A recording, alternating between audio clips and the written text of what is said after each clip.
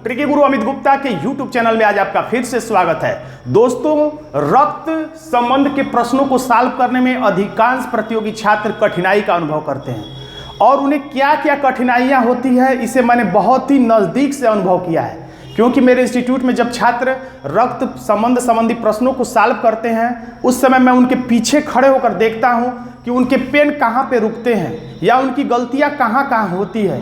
उन्हीं गलतियों को मद्देनजर रखकर मैंने एक वीडियो बनाने का निर्णय लिया है रक्त संबंध के अवरोधक नाम से, जिसका पहला पार्ट आज है, जिसमें मैं बताऊंगा कि प्रतियोगी छात्र रक्त संबंधी प्रश्नों को सॉल्व करने में गलतियां कहां कहां करते हैं या किन कारणों से उनके प्रश्न परीक्षा हाल में गलत हो जाते हैं, या कौन से ऐसे कारण हैं अगर उनके प्रश्न सही भी होते हैं तो किन कारणों से उनके प्रश्न का आंसर देर में आता है। यानी इन कारणों को अगर दूर कर दिया जाए तो आपका प्रश्न का उत्तर सही आएगा, और दूसरी बात कि आपका प्रश्न का उत्तर जल्दी आएगा।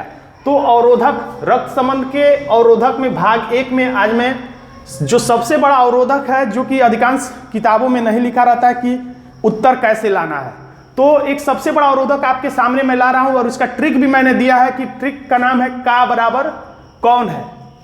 वैसे रक्त संबंध के बारे में मैंने 3 वीडियो पहले से ही बना रखे हैं, अगर अच्छा हुआ कि आप उन वीडियो को देख लें। इसका लिंक मैं डिस्क्रिप्शन बॉक्स में दे दूंगा, उन तीनों वीडियो को देख लेंगे तो आधा से अधिक समस्या तो आपकी उसी में दूर हो जाएगी। लेकिन यहाँ पर मैं विशेष तौर से अवरोधकों के बारे में ही बताऊंगा, न कि प्रश्न को सॉल्व करना बताऊंगा। लेकिन ये अवरोधकों के बारे में आप जब परिचित हो जाएंगे तो प्रश्न सॉल्व करना आपके लिए बहुत ही ज़्यादा आसान हो जाएगा। तो इसका मतलब यह है कि अगर जैसे प्रश्न में सब पूरा प्रश्न लिखने के बाद लास्ट में पूछता है, मैं समझाने के लिए लिखा हूं उदाहरण के रूप में, राम का दशरथ से क्या संबंध है, लास्ट में अगर लिखता है तो लोग यही नहीं समझ पाते अधिकांश छात्र कि राम के तरफ से रिश्ता बताया जाए या दशरथ के तरफ से रिश्ता बताया जाए। तो इसी समस्या का हल मैं इस वीडियो में लेकर आया हूं कि हमेशा आप याद रखिएगा का बराबर कौन है, यानी राम के बाद लिखा है का तो इसका मतलब राम का, यानी का बराबर कौन है, यानी कि राम कौन है यही बताना है। तो हमेशा आप जिसको बताना उसको गोले में घेर दीजिएगा और जिसकी तरफ से बताना उसको टिक कर दीजिएगा, तो आपको पता चल जाएगा कि यानी कि राम का, यानी राम कौन थे, दशरथ के। तो यहाँ पे आंसर आ जाएगा पुत्र थे।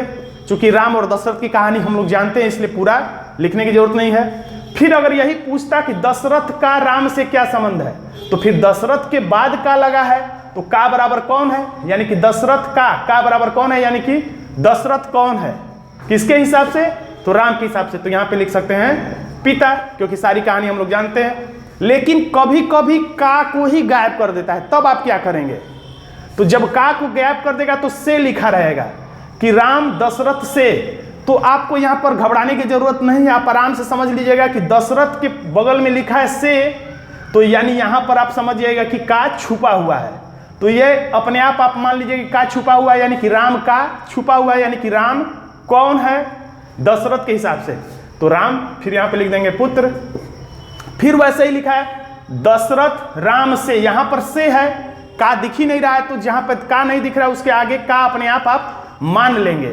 तो यानी कि दशरथ का, यानी कि दशरथ का मतलब दशरथ कौन है, किसके हिसाब से, राम के हिसाब से। तो हमारा आंसर आ जाएगा पिता। लेकिन हमेशा कभी कभी ऐसे भी देता है ए का बी से क्या संबंध है, तो का बराबर कौन है, यानी कि ए कौन है, यानी ए को क्या कहेगा कौन, तो बी। तो इसकी कहानी तो हमें पता नहीं है, तो जैसा प्रश्न लिखा रहेगा उसके हिसाब से, चित्र के हिसाब से हमें आंसर बताना होगा कि ए कौन है, बी के हिसाब से।